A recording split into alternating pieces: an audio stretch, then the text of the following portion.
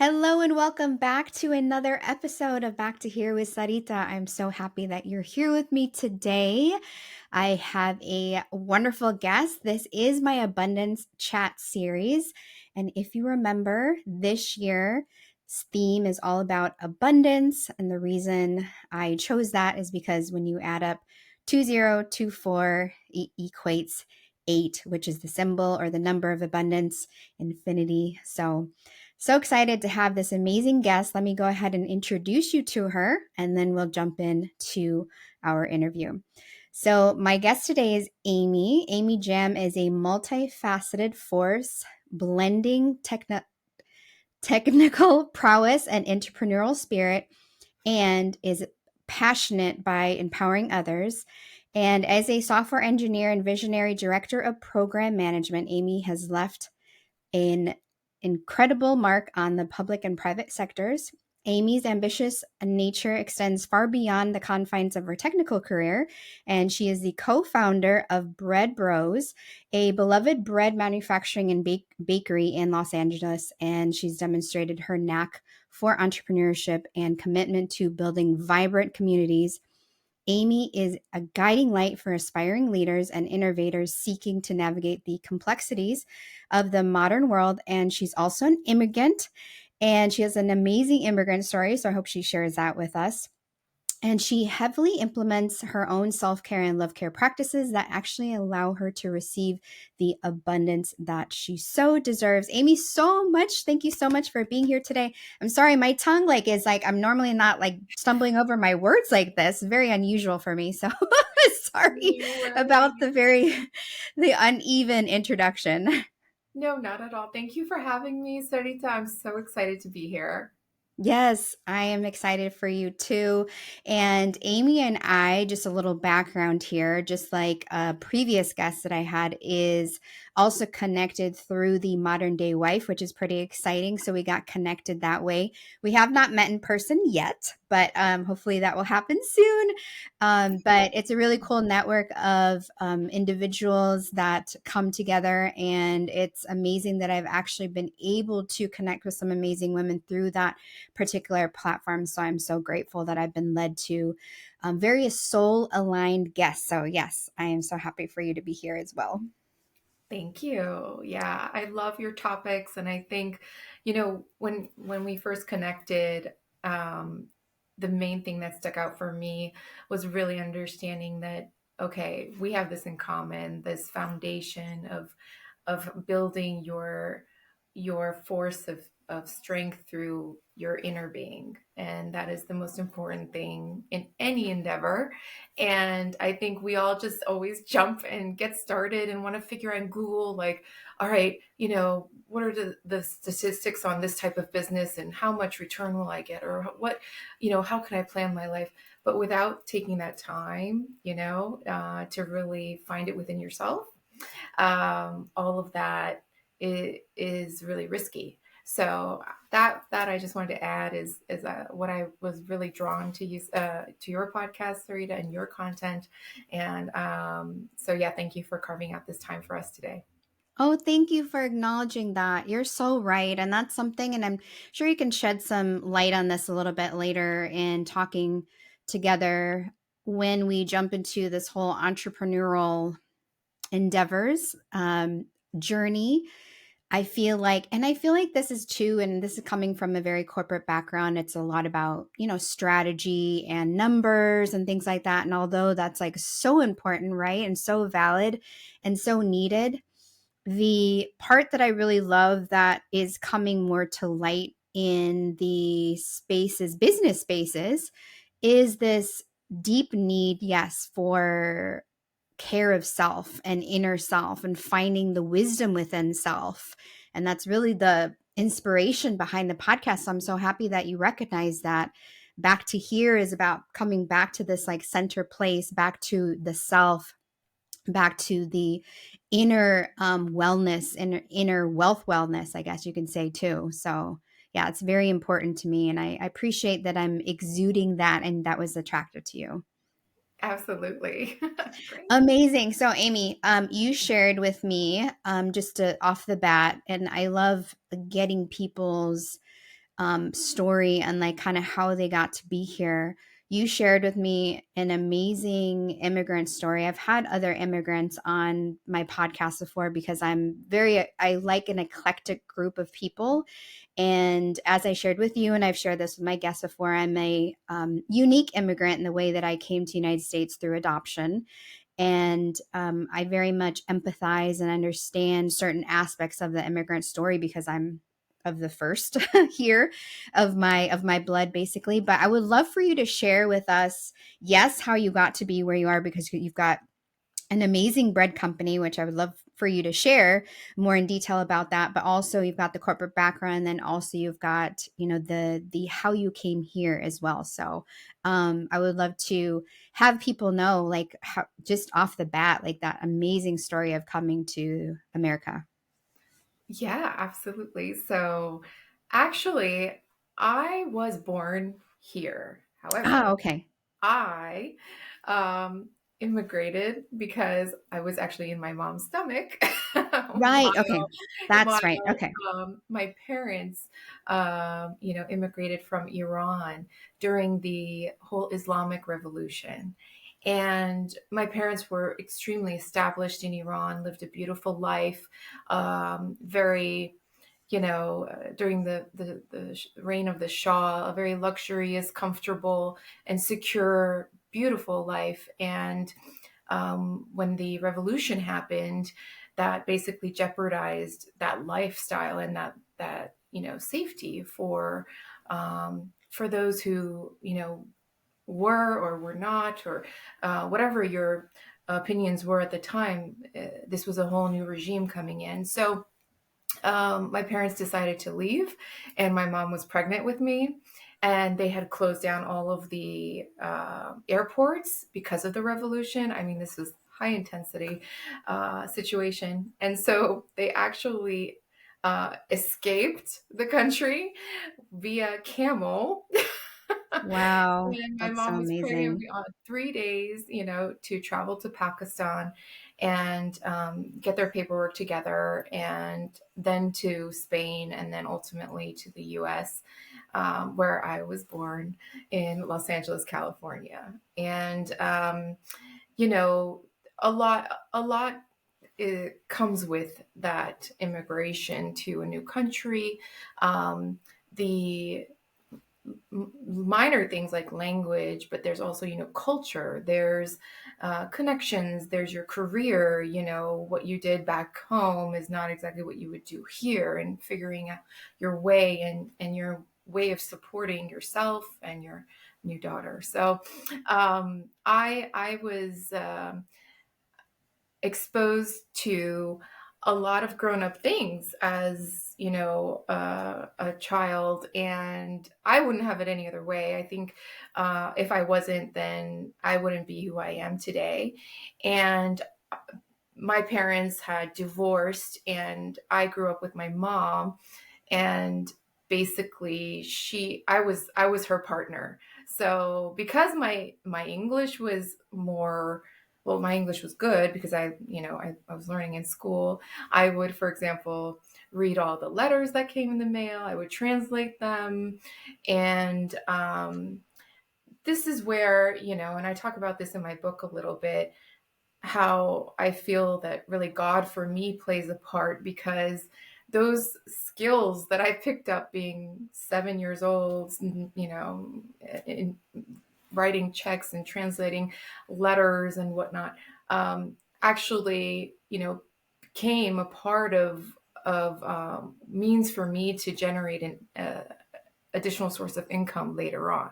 So there's a reason for everything, is what I'm saying. And so you just have to, uh, when you clear out the distractions and you look within, you'll see that you have so many skills that you have developed organically in your life. And I was, I think 22, 23 years old. And as my side hustle, doing Farsi to English translations for doctors, hospitals, hearings, and generating that money coming in. And that just goes back to my story of how I got here and how my mom relied on me for that, and I was so grateful to have exposure to these types of documents and letters, and all that. So the long-winded explanation, but that's I how I love got that. here. I love that. I love that. And thank you for the clarification. I do now remember. That's still an amazing like immigrant story because that's so close to home because it was your mother that went through such an extreme journey to come here, and that obviously has been a part of like how you became who you are. And it's so true. I've talked with other first generation people that are my age, and that's been a very common experience for them as translation and being like that, just being put in that situation as a younger child where you've had to help your adult caretaker to navigate different parts of life. And so it creates this whole level of identity that can be very unique in the way that you're really good at taking care of things. And then also, I guess the shadow side of that is like, who am I and who am I, my own identity, And so for you, how has that been a impactor on the things that you do? I mean, you were talking about doing the translating and things like that. And was it something that you figured out like this maybe isn't the right, like the path that I was wanting to take? Like what kind of helped you to discover more of like who you are, kind of breaking away from who maybe you were at that younger age? Yeah, what a great question. Oh, you're so profound. I love asking very deep questions. Yeah, no, I love it. Okay, so I'll say this, when I was about to go to college and figure out like what I wanted to do with my life career-wise, I remember thinking, why do we just get one major? Like I like to do a bunch of things, and I don't understand why I just have to pick one thing.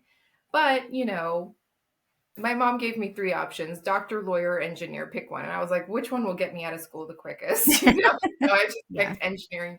And that goes back to being exposed to so many different things growing up, and having a stake in all of them. So like documentation, translation. My mom was in the beauty business and was like a super entrepreneur. So learning how to diversify your career, she worked at a salon. She would draw in clients to her home from the salon, and she would also do mobile services. So she like took one niche and expanded. And I was like, Love that. there's different way, so different methodologies can be applied, but why do I have to just focus on one? But I finished school, and I think that basically shed light on I don't need to just do one thing.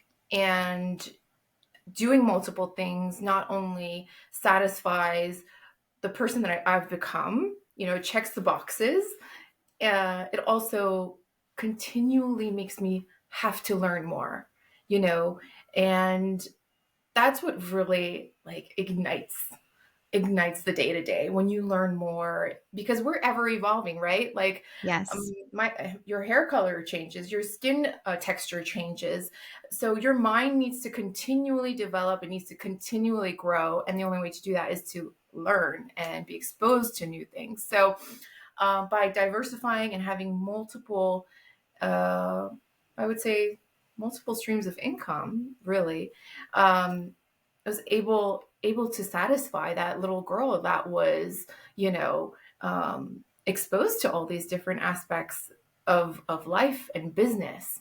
So that's what I took away, and that's what enabled me to, you know, be the software and systems engineer, be the technical writer, be the business analyst. I joke, I'm like, I've held every role within the Lots of software hats. life cycle. That finally led me, to program management, because I could, I basically did all the work all the people that are working for me now have done, and I'm able to speak their language.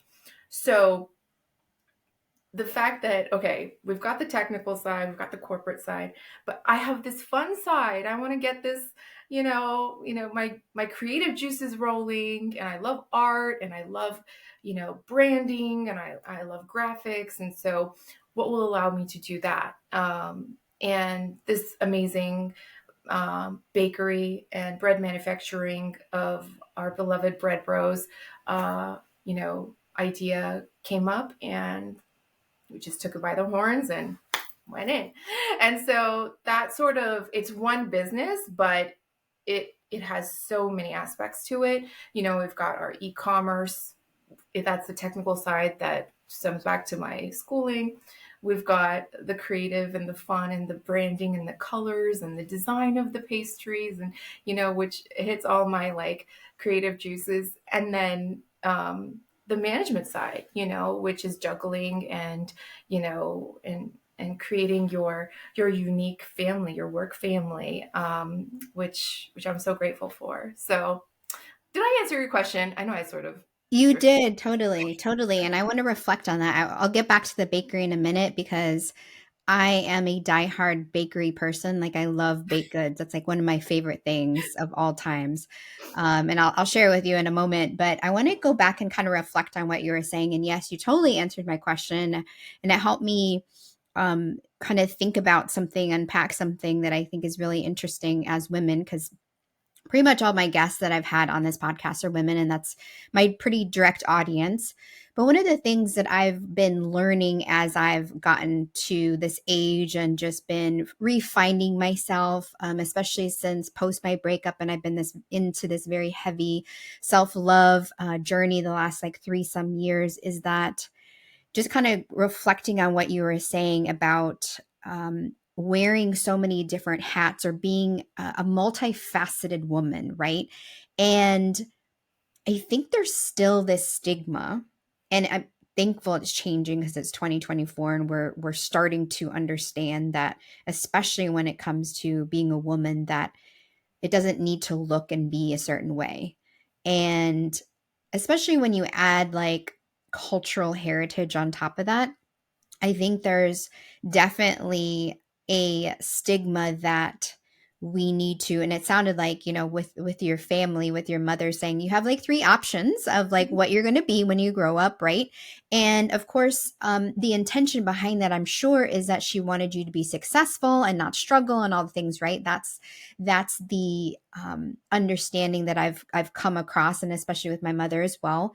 I was raised by a single mother, and she was a teacher, and she told me straight up, like, I don't want you to be a teacher. You won't make money being a teacher. You need to do something else, like anything else. And so when it comes to us kind of discovering ourselves as women as we get to be older, I think there's still this like stigma that we believe that we have to act and be a certain way. And a lot of it has come from our conditioning from our family and like our caretakers and school and society and all the things. And so there's a certain level, I feel like, and I'm kind of reflecting from my own personal experience where, and please let me know if you relate to this, is that there's a certain level of like almost guilt and like even like a little shame where you feel like, can I really do all these things? Like, am I allowed to do all these things? Am I allowed to be the creative? Am I allowed to be, the project manager? Am I allowed to like actually, have fun and be flirtatious with colors and things like that? Like, I feel like for me, I had a hard time discovering that aspect of myself and being okay that I didn't fit in one box. I think we're very socialized to fit in like, who are you and what do you, who you be, right? And so when you're just like, yeah, it depends on the day. Like, who am I? Right? So I feel like it's been this like undoing process. Does that relate to you at all? Like it just like ever since sort of like learning certain things, and this whole like grown up experience is like literally undoing everything that I've learned. That is such a good point. I completely agree. We're layered. I think us women, we are I love layered. I love that word.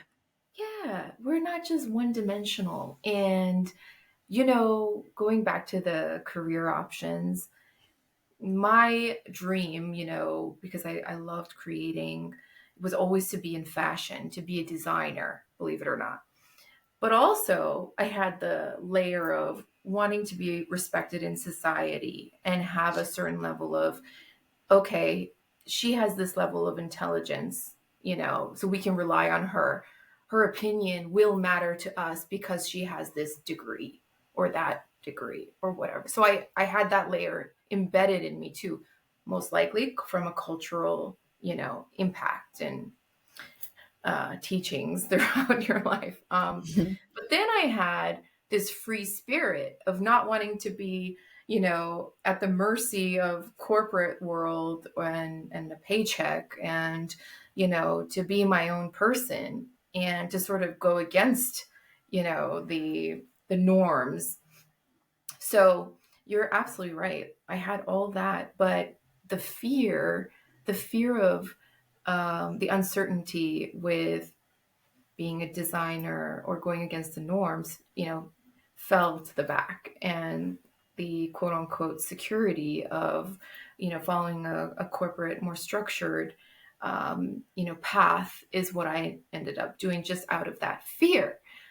Going back now, you know, I realize that anytime you have fear making decisions for you, okay, you may accomplish what you set out to do, but you're always going to have to rewind and find that true source of happiness for you and start over again. So you're kind of wasting your time, you know, because anything that your heart speaks to you, I believe that's God.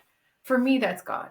So if God told me when I was 16 that your passion is fashion and creativity, then if I would have implemented that back then, there's no way I wouldn't, reach some sort of success by this point in my life, but via what I always wanted to do, But it's that fear that, grabs us by the neck and is like, you need to do this, otherwise this could happen.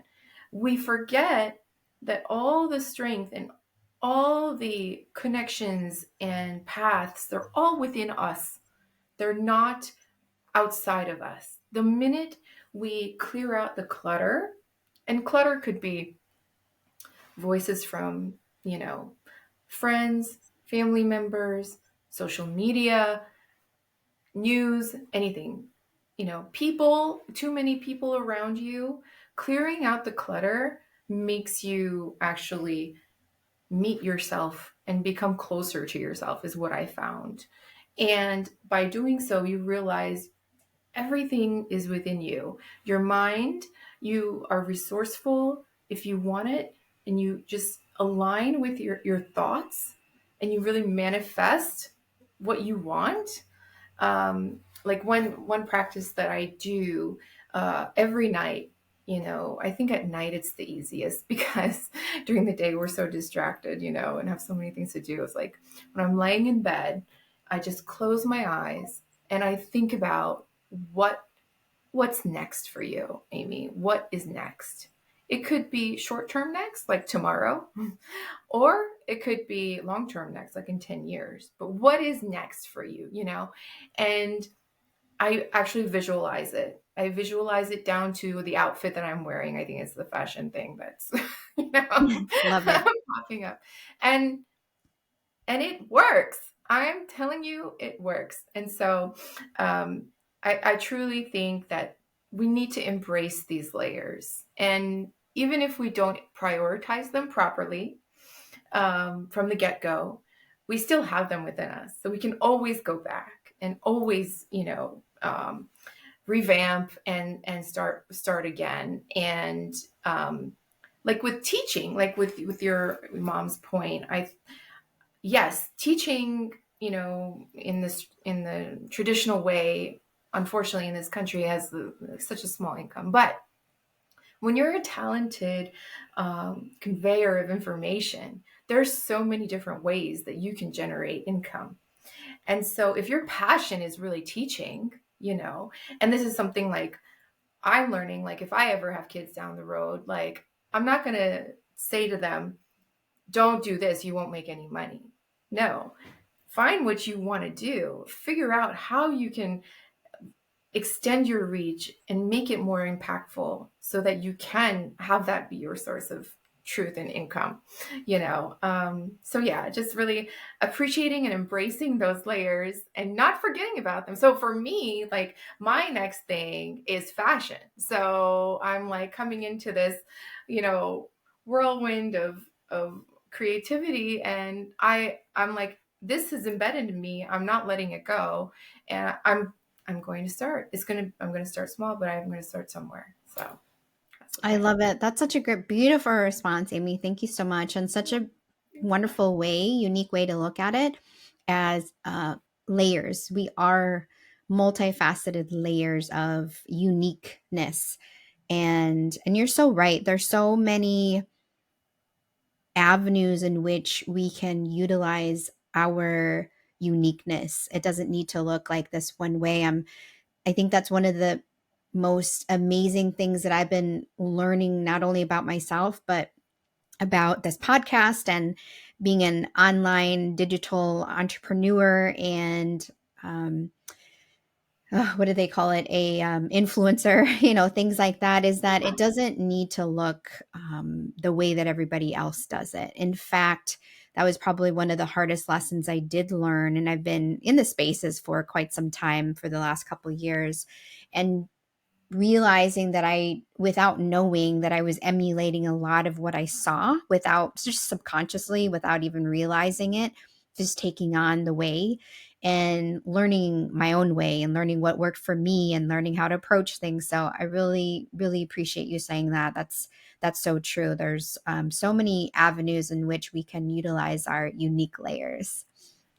Yeah. And did you find like when you got away from some of like the more popular and more cloned type of content, structure, not content, but the structure that was out there, and you came closer to your style and sharing that. It was a little scary at first, but then like, then you were like, oh my goodness, like this is so like organic and authentic and easy, because it's just and you don't have to like compare Yes. it against something. And Yes, I agree. That's the biggest lesson I've learned, being on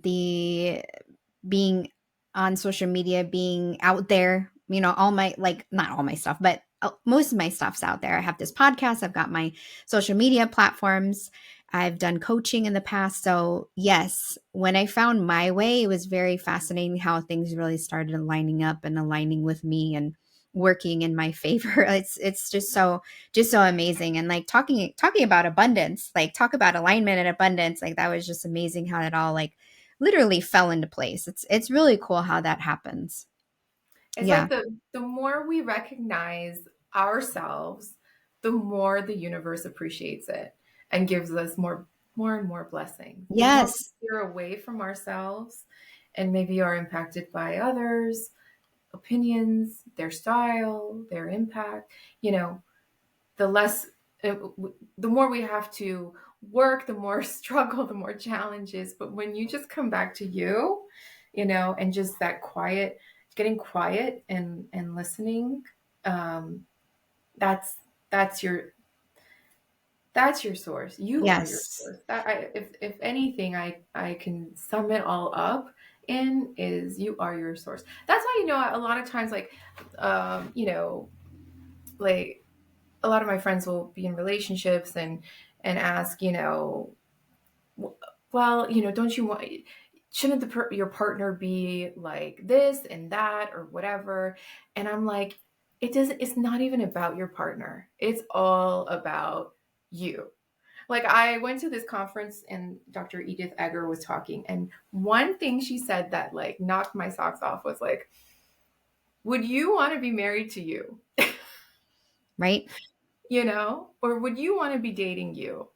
And that just made my like paradigm shift, and I was like, oh, so maybe like when I get home from work, I would want like my partner to be in like this type of mode, or like, say these type of things, and just shifting it around, and that came back to myself, right? Everything comes back to you. Like even being a good partner in life to your significant other, or your business partner, or your or being a great daughter to your, mom and dad, all comes back to you. And that was like for me, like mind blowing. Cause I was always searching for things from other people, like, oh, this person is, so successful, and they can tell me like what I need to do and what career I need to follow. Or this person is like, a spiritual gangster, I need to, memorize all of these, affirmations every day, and instill it in my, okay, these are all great or whatever, but then you have to quiet it out. You have to go back and just shed light on what this is, because this that's been created, this Sarita is only one. There's no duplication, and I don't think God makes any mistakes. So what is in you, nobody has, but we just clutter it up with fog and all these distractions, and we get away from who we are. But that's just like getting back to you again. If that's one thing I can reiterate, is it everything in my life, um, in terms of success, in terms of like monetary or spirituality, everything has sort of had a ripple effect after I got quiet and just, focused in, and listened to, um, really what's in my heart, and translated it into, actions for my life. I love that. Yeah, that's the I mean, those are like the manifestation steps that I talk about. It's all about the intention, the energy, and desire, really. Like it's all part of that process. So that's so beautiful. And it's the only way that can happen is by going inward and like trusting, literally trusting that aspect of who you are, who you really truly are, not as like, this outer human, but who you truly, really are. So I love Yeah. that. Such a great little those were great nuggets of wisdom. Thank you so much. I did want to talk about, yes, your bread company, your bakery. And then also too, one of the things that you and I spoke about, and we've actually shed a lot of light on this, which I absolutely love, like unintentionally, but intentionally as well. But you were gonna talk a little bit more about being intentional prosperity. And I love how you've actually already been sharing about that, being intentional about like who you are as a person, like all the things that make you uniquely you. With your bread company or with your bakery, I'm going to come to LA and definitely try it because I absolutely love I love bakeries. Like I'm such a fan of them. And I learned, just a little side note, I've never shared this on the podcast, but it's something so kind of cute. But baking has been like a therapy of mine for quite some time. I was doing it for a long time as like a young child, and then I stopped doing it, and then I rediscovered it again, I would say in my like kind of early 30s. But the reason I got into baking is because I used to spend a lot of time with my grandparents, and my grandmother would be in the kitchen constantly, very like traditional in the way of making the breakfast, making the lunch, making the dinner, like all the things, being in charge of the meals. And so when it got to be around like 3 o'clock in the afternoon, 3:30 in the afternoon, she started preparing, and I would just come in after tennis practice and like come hang out, sit on the counter, and just talk. I'm a talker, like, and she was a Pisces, so she would just kind of mellow and just would listen, and I just be yapping away. And then one day, I think I was around 8 years old, she was like, you know what? If you're going to be in the kitchen, it would be really nice if you're going to be productive in here.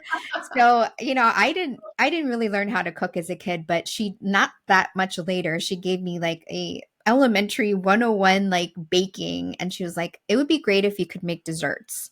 So I started like baking desserts for the family, and that was my contribution to like making things. But I just think it was funny that that's how I got started. And then it became a therapy for me, especially when I was living with a handful of people. It was like being in the kitchen on a Sunday afternoon. Like baking was like my therapy, listening to an audiobook and just having like a blast doing, making whatever. So I love that you have a bakery. I love that. So what was the inspiration for that? I mean, you kind of shed a little light on it, saying that it was like the creativity aspect, but share a little bit more about your bakery, because I know I have people in Southern California that will like totally go and like support. Yeah, thank you so much. And I agree with all of that. Baking is very therapeutic for me too. I find specifically, decorating cupcakes to be like the best therapist in the universe. Just putting I love those it. little, It's so cute. yeah. So, yeah, I've always loved things involved with homemaking. I'll say that. I've been crafty. I remember being little and like sewing up like little holes like in our clothes if I saw one, and taking that as an opportunity. I loved organizing. I loved cooking, baking, all of that. And you're right. It's culturally, it brings you together. I think especially now in this world, like everybody's on the run. So, eating in your car, or, but when you're cooking at home, it adds a lot of value to your time together, because Yes. your people understand that you put work into preparing what they're about to take in. And it's all about what's inside, right? And so, yeah, so I've always wanted to do something in the food industry. Didn't know what. Um, Actually, I met my husband in 2013, and his family was in the and is in the bread baking industry, but back on the East Coast. And he always had all these ideas, and I would always say, oh, you know what, yeah, there's so much we could do in terms of modifying this, or because they were more than just like wholesale. Like they had like a big factory, and just pushed out large quantities of really delicious bread. But we had ideas for how to expand and make it more mainstream. And I really wanted to implement a path to bring the community together. And we moved to California, and we were like, okay, we need to figure out a way to find our little group, our little community, and how do we do that? And we actually love working together. Like I joke with my friends, I'm like, if you want to know if you have a winner in life, a partner that's good for the long term, start a small business together, Like, see how it I goes. can only imagine. Yeah, Wow. yeah. So, so yeah, and we decided to do that. An opportunity presented itself for a great location, and we were like, you know what? Let's do it all. Let's make this business three dimensional. Going back to that, my mom Layered. and what she Hmm. embedded in me. So I was like, okay, we can do the manufacturing and wholesale to restaurants and grocers. We can have e-commerce, so we can actually ship our products nationwide to people who don't have, Middle Eastern or international bakeries nearby. And then three, let's make a storefront where people can actually come every morning, like in Iran, and I think also in Europe, in the mornings, people go and get fresh bread and then go home Yes. and share it with their family. And not only does it build a sense of community in our bakery, we meet our neighbors, and people actually come from West Hollywood, to or Orange County to Reseda, where our bakery is, and just to get our fresh bread and to, see how we're doing. I mean, it's such a great like connection and bonding, and adds so much value for us, motivation wise. It really gives us that boost of energy that we need to continually create and provide to our customers. So, you know, um, having these three aspects implemented, not only from a financial standpoint, we don't have all our eggs in one basket, or our bread in one basket. I love that. Yeah, we have them in three, and Love it. also that allows us to um, listen to our customers and say, oh, okay, we can actually branch out from these three because we receive awesome ideas from folks, oh, hey, you guys should open a branch here, and it's great that you can ship, but we should you guys had a branch here. Well, that led us to our whole franchising idea, you know and it's little things like this that that organic growth. And so that's how we got to Bread Bros. And the name stems from my husband and him. He has brothers and being in the bread business. But if you'll notice, one of the bros is winking in the logo, and so that's me. I love it. I'm another bro for now, but no, I wouldn't have it any other way. So it's been just very satisfying and gratifying, and I love the community.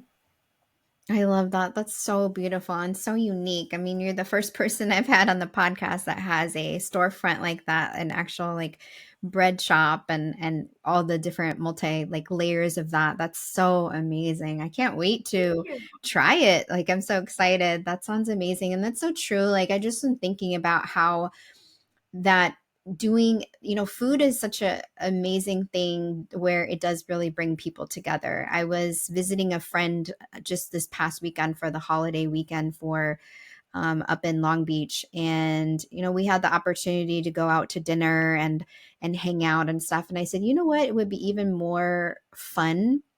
I said, if we could just get a recipe and get all the ingredients and cook together, I think that would be so much fun. So we made this amazing paella from scratch that was like so Mm, delicious. And we made wow, yeah. sangria to go with it. So it was so cool. But it was like we had lived together as roommates back in the day. So it was just kind of really reminiscing and like it was fun catching up. And I was like, you know what? Like, I really love this. The beauty of being able to connect with people like through food, through that avenue is so, so, so unique. And it can be something as super as simple as like, cooking together in the kitchen. So I'm glad you brought that up. I remember that. And it's like dear to my heart in that way. Amazing. You made me just get so hungry right now after saying that. My stomach was like, I know, I love pie. It's so delicious. It was like one of my favorite things. So, let's just talk a little bit about the intentional prosperity again. We'll kind of circle back to that. And I know we were like talking about that this whole series is, about abundance, and you definitely brought that in. I think abundance can be viewed as many different ways, but I will ask you near the end, like what abundance means to you. But just in the intentional prosperity way, because I know that was something you wanted to touch upon a little bit more. What is what is that to you in respect to the things that we've been like kind of talking about around not only like business but being multi-layered and all the things, like how is that so important to like the journey of self-discovery? Yeah, it all ties back, I feel like, and like the more we invest in finding our truth and our true self, I feel like gates after gates open up for you, not windows. Maybe if we settle in on the fear and we, invest in the fear, maybe we'll get a crack of a window open here, a crack of a window there. But, you have to put all that aside and just um, find what makes you happy within. So a lot of people will say, Amy, like, what's the first thing I should do? Like, what should I invest in right now? Should I buy Bitcoin? Should I buy real estate? Should I? And the first thing I say, okay, what are you doing now? Like, what does your infrastructure look like now? Your financial infrastructure look like now? And I look at what they're doing, what they're having, their practices throughout the day, and my belief is that, okay, I could tell you to go invest in buying this property and fix it up and maybe sell it and you'll get 100, $200,000 profit, right? But if that effort is done against going toward yourself and against and in support of fear, I believe that that $200,000 you make, you'll get a bill in the mail for like $199,000, and all your efforts will be gone. So it's not about chasing the money for me at all. Um, it's about looking at what God has given you right now. Are you taking care of it in a way that would benefit your heart and others? So, and if you're not, let's take what you already have and implement some changes. And that's what ignites the prosperity. That's what makes maybe you're profiting $20,000, but you will get an opportunity. You will get an investor. Somebody will see what you're doing. You will get some sort of blessing that you would never imagine. How many times have we heard stories? Oh, I was working out of the basement of my house and I'm struggling, but so many like rags to riches stories, right? And I know a lot of them are cliche, so I don't want to, pinpoint that too much. But the point of those is that I guarantee you there was some good being done there for greater mankind, for yourself first, for your thought process, for your alignment with a higher power. You know, that 20,000 will turn into 20 million if you do it with the intention of bringing grace, love, and really nurturing what has been given to you. Our bodies are a blessing. We are so complex, and we have so many capabilities, and all our sources, everything we need is within us because we have this.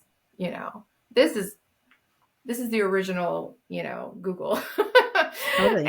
And we really need to go back to it. So that's my thought process. And prosperity is sort of the nucleus of everything you do.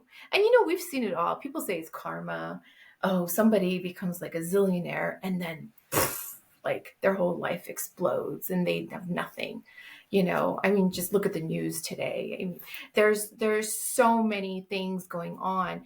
And I guarantee you there is a diversion from self that has a spiraling effect, because getting away from yourself builds worry, so you need to crush that worry with something else, and you get further and further away and more heavily and heavily invested in things that are not you.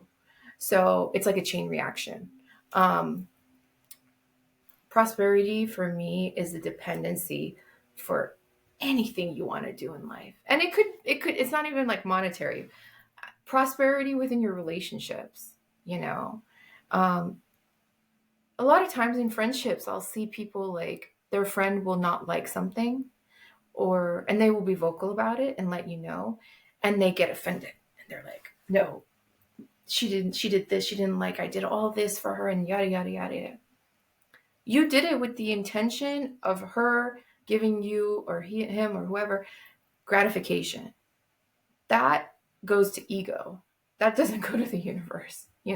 So be prosperous in your support as a friend, as a family member, as a confidant, as a business person. Invest in the love, not in the return. That's it. Wow. Wow. I mean, everything you were saying just gave me super, super chills because I was like, wow, yes. I was like nodding the whole time. For those of you that are watching this on YouTube, you'll see like I'm like rigorously nodding as I'm like hearing this. And when I got chills, I looked up at the clock and it was 222. Like, ooh, how amazing is that? It was so amazing. So cool. I love angel numbers. So it just reinforced in me like this is what I needed to hear, and I'm hopeful this is what my audience, you listener, like need to hear, is that all these things are, it is about alignment. And I love what you were saying, how it's like there is a divergence, like, and it's reframing too. What also came to mind is like this reframe where there's still this perception of people that are wealthy, that are like tricksters, or they're snobby, or they're like, they hoard their money, and like these kind of beliefs that are, I feel like, still more money, more problems, like all these kind of negative things around like money and abundance and things like that in our lives. And but you clearly state how, like, with the intention, like coming back to yourself, being like aligned in like your mission and purpose, in like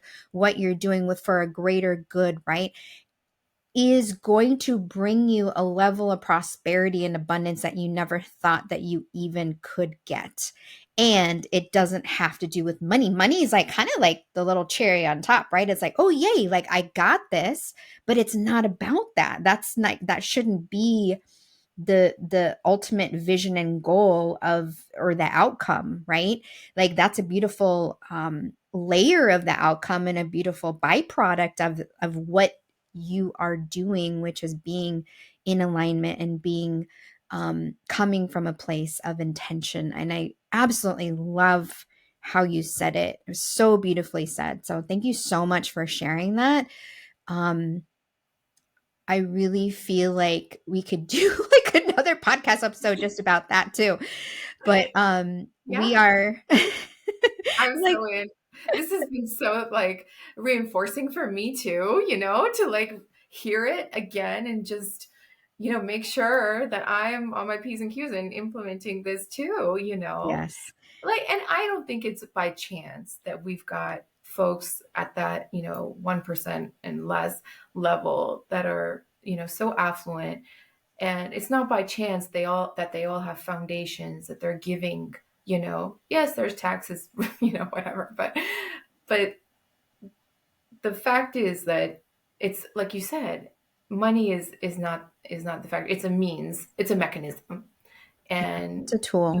it's the transportation to being able to reach more and spread more love, and these foundations and these charitable organizations and these talks that you do, these podcasts that you are actually giving of yourself to help others. This is money, this is a currency, this is mechanism, this is time. It Time is the is most, it's a precious. Yeah. currency that you cannot buy. So I totally thank you, because it's been helpful and reinforcing for me too today. So Oh, good. That's why I love doing these connection podcasts, because it feeds my soul. I mean, it really does. It really feeds my soul. And it just creates this like level of abundance in myself that is soul filling, right? Like it just it fills up my cup in a way that I don't think I mean, there are plenty of other avenues that can fill up my cup, but it's just this very unique way in like filling up my cup. So I absolutely love sharing this time with my guest. So my final question, and it's one that I asked all my guests, is what does abundance mean to you? What does abundance mean to you, Amy? What is your translation of abundance off the cuff? What are you feeling called to share when it comes around abundance? oh, what a good question. For me, if I had to narrow it down to like a single word, abundance for me means peace. Love it. So not no fear, and so abundance in just feeling whole, um, and acknowledging all that's within you, all the abundance that's within you, and then turning it into tangible, visual things in your life. So, yeah, I would turn it to peace and generating that peace from within. Love it. Love that response. There's no wrong answer ever. That's what I love, getting that divert. No, there's never any wrong answer. That's just like however you feel like in words, like translating it. So Really appreciate that. And that was a beautiful, beautiful response. Yeah, it does. And that's such a great way of looking at abundance as like this level of peace, peace and inner prosperity, right? That we've been talking about. Peace and inner prosperity. So thank you for that response. Thank you for that question. And Amy, it's been such a delight, literally, to connect with you. I knew that Amy did interesting. So I have a process for my podcast to have people like guests, and she went like off, kind of off, off script, not script, but like kind of off the required like steps. And I was like, I like this woman. This is great. So I knew just by reading like the information and connecting with you and seeing what you're up to, like I knew that this was meant to be, that we're meant to connect this way. And I'm hopeful we can stay connected. Like this is just the beginning. That's what I love about these episodes, is that it's like this is just the beginning of a connection, right? Like it's beautiful. And I love that it puts out like all this amazing energy, not only just between us and this like episode, but like the people that are listening to it and people that share it and like all the things. So thank you so much. 100%. And there's a reason for everything. I know there's a reason that you and I met, and it's just the beginning. So thank you so much, Sarita. I really appreciate it. And this has just been so great. Awesome. Thank you again. And thank you everyone again for listening to this episode. If you are listening to it, feel free to go over to YouTube and catch it at Sarita Wellness. It is Back to Here with Sarita. Thank you so much again. We will see you next time. And as always, keep being the amazing you that you are. Take care.